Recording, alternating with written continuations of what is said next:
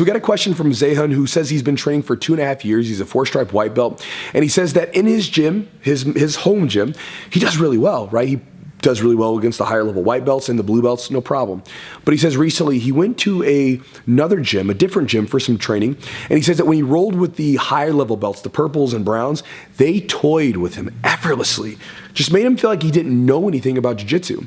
And then he says he was, leaving the gym, and the only thing that he could get stuck in his brain was, I'll never be that good. I can't imagine being that good.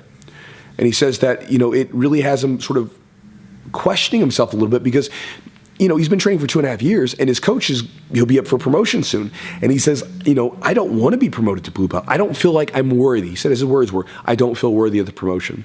And he's wondering what my thoughts are on that. And, just wanted to say thanks if I can answer the question. So Zayn, thank you so much for the question, brother. And 2 things that I'll get into that I think might be helpful to you, brother. The first thing that's like screaming at me from your question is, don't judge your skill, your overall development, and your enjoyment of this martial art and this sport off of one training session at another gym, right? That's a mistake. And especially at another gym, I'll explain why.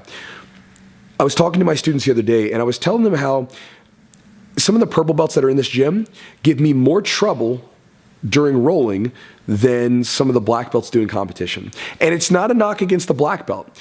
It's because these purple belts have rolled with me for years. Hundreds and hundreds of times they've rolled with me.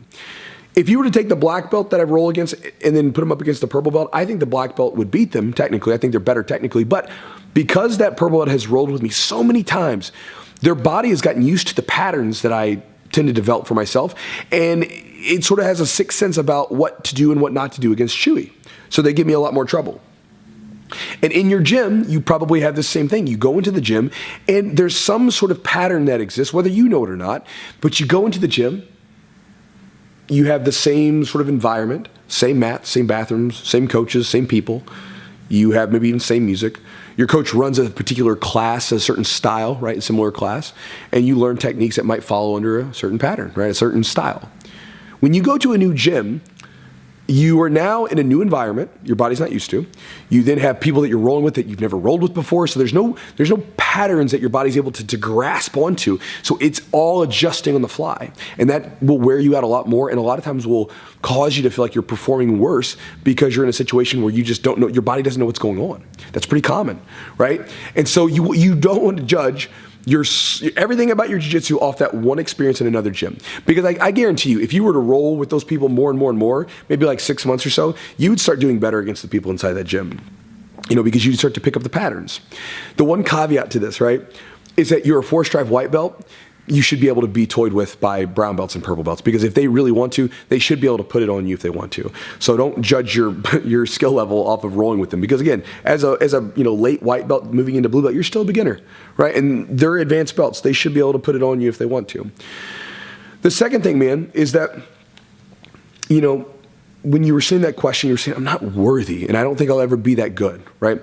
The beautiful thing is that it's really not up to you whether you're going to be that good or if you feel worthy. I mean, it is up to you by the work you put in, but as far as how you feel, doesn't matter. I didn't feel like I would ever be good at jiu-jitsu. I thought I'd be okay. I didn't think I'd ever be a black belt. I didn't think I'd be a blue belt, right? There's no way I can even imagine as good as I am now. And I'm not even saying I'm the best, because there's guys that are better than me, a lot better than me, right? But I'm not bad at jiu-jitsu. But I couldn't imagine being at the skill level that I am now back when I was a white belt. No way. But the beautiful part about jiu-jitsu is that all of us that are higher belts, what we did isn't magical. What we did was we came into a gym and we just kept coming day after day, month after month, year after year. We just kept showing up. And it's only after the fact that you kind of realize, man, I'm pretty good. Maybe you win a match, right? And I think that for jiu-jitsu gives gifts to people, or not gifts, but gives people certain qualities. And it's different for every person, because depending on where you are, the thing that you need or the thing that you'll receive from jiu-jitsu is different. I think that something you might get is maybe confidence, because it seems like to say you're not worthy of something seems like you either don't love yourself or you don't feel confident in yourself. And so if you're doing jiu-jitsu, one of the beautiful things you could get is confidence in who you are, to show you that there's more inside you than you think there is. Because if you go and all of a sudden you train for some years and you start to roll against guys that used to crush you, and all of a sudden you're able to beat them pretty easily, that's gonna be like, wow, I got better. right? Or maybe you go to a competition, and I've had this experience before. You roll with someone that you can't possibly think of even beating, like they're so good, and then you beat them. It's like, wow, I can't even believe I beat this guy. Like you can look at Eddie Bravo, look at him like when he beat Hoyler, like he was in shock. He was like walking around like, I can't believe I just did this, right? He realized something he couldn't even believe, right? And that's a beautiful thing. It's this thing where you get to realize that there's way more in you than you think there is. And so going back to what your question was about the belt, if your coach decides to give you the belt, you've been training for 2.5 years. The blue belt is still a beginner belt. It's still a beginner belt. It's not the end. And again, you may not feel worthy, but if your coach sees it in you, trust them, because they can look at you from the outside in. You're up in your head, and you're questioning yourself, and you're criticizing yourself, right? We're all our own worst critics. But if your coach can look at you and say, I think Zahan's ready, trust them, because they probably have a better look at your technical skill than where it's at. And when you become a blue belt, still understand that you're going to have white belts that are going to smash you because they're just going to be good white belts. You're going to have blue belts that are going to smash you. You're going to have purple belts, brown belts, black belts. People are going to smash you all the time. No matter what happens, don't base your experience on jiu-jitsu off of being smashed by those people. It's a part of it. It happens. You learn from it.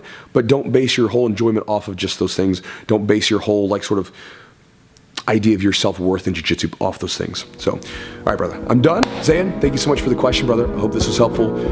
Good luck with your training.